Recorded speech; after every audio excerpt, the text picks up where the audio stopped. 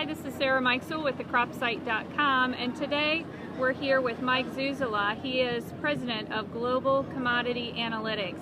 Mike, tell us a little bit about what your expectations are for global demand for corn and soybeans. Sarah, it was a great treat to be here at Wiffles at the 10 and do a presentation. The educational presentation I put on today and yesterday was really about where the market is probably headed in terms of what the demand cycle is as we go into the corn especially.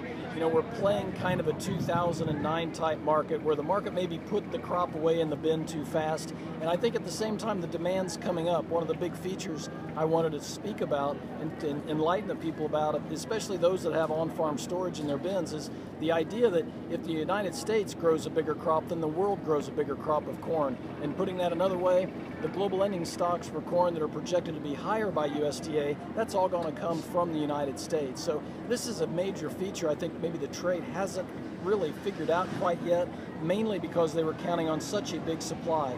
As for beans, I think generally speaking the trade's on the right curve with beans, taking supplies down, seeing that the demand hasn't backed off, but I think you're going to see some headwinds right around that 15 to 15.50 level in November futures, because that gets you back up to about $600 a ton at the Gulf of Mexico, where we kind of choked off demand earlier this year.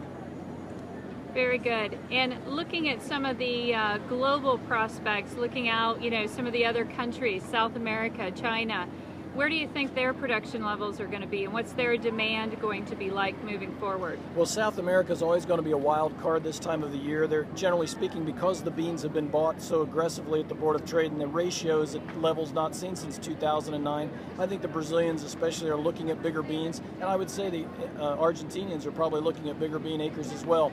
But outside of that, Sarah, I would suggest that maybe the biggest world numbers are already on the books by USDA and International Grains Councils and the UNFAO at this point.